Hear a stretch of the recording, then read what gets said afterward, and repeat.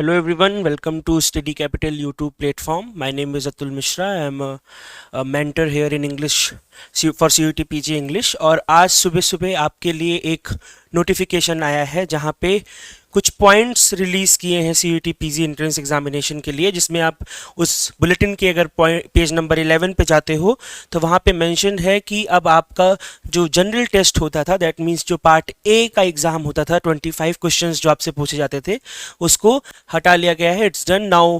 They not ask those 25 questions. That means कि आपका जो एग्ज़ाम है वो पूरा सब्जेक्ट ओरिएंटेड है. 75 क्वेश्चंस आपसे पूछे जाएंगे और उसके लिए आपको 105 मिनट्स मिलेंगे. That means 1 our and 45 minutes आपको मिलेंगे, जो पहले 2 घंटे हुआ करते थे. तो ऑब्वियसली उन्होंने 25 क्वेश्चन हटाए हैं, तो उन्होंने टाइम भी उसी के अकॉर्डिंगली रिड्यूस कर दिया है.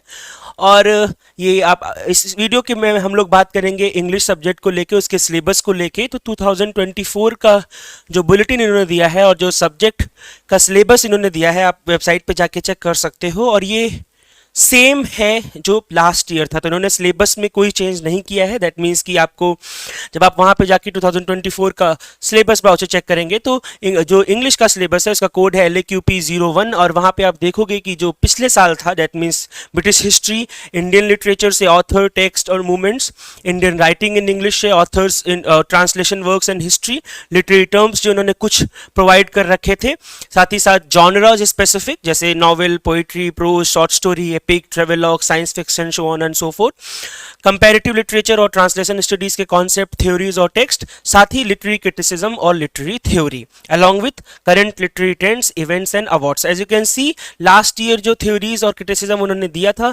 क्लासिकल, मॉडर्न, दैट मीन्स आपको प्लेटो से लेके TS इलियट तक का पूरा क्रिटिसिज्म पढ़ना है, चाहे वो रोमन हो, चाहे वो ग्रीक क्रिटिसिज्म हो, चाहे वो एलिजाबेथन टाइम फ्रेम का रेनेसा क्रिटिसिज्म हो, विक्टोरियन क्रिटिसिज्म हो, या मॉडर्न क्रिटिसिज्म जब TS इलियट लिख रहे थे, वो सारा आपका सिलेबस का पार्ट है.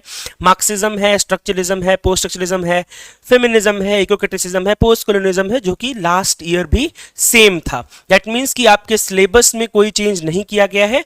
अब आपका जो एग्जाम होगा वो 75 क्वेश्चंस का ही होगा, जो टोटली आपके सब्जेक्ट ओरिएंटेड होगा. स्पेसिफिकली इंग्लिश की हम अगर बात करें तो इसका मतलब है कि आपका पैटर्न जो है वो थोड़ा सा चेंज हुआ है, पर आपका पूरा फोकस पार्ट बी के ऊपर होगा. इसका मतलब है कि थोड़ा सा आपका जो एग्जाम है वो थोड़ा सा टफ होगा. जैसे आप पहले से देखते आ रहे हैं, 2020 के बाद से जब भी CUT हो रहा है, फर्स्ट ईयर हुआ, 2 साल हुए हैं अभी तक, और हर बार इन्होंने पैटर्न के बाद, पैटर्न में तो चेंज नहीं किया, पर थोड़ा सा इन्होंने टफ बनाने की कोशिश की है. जैसे लास्ट ईयर कंप्रिहेंशन का पार्ट इन्होंने पार्ट ए और पार्ट बी दोनों में ऐड किया था.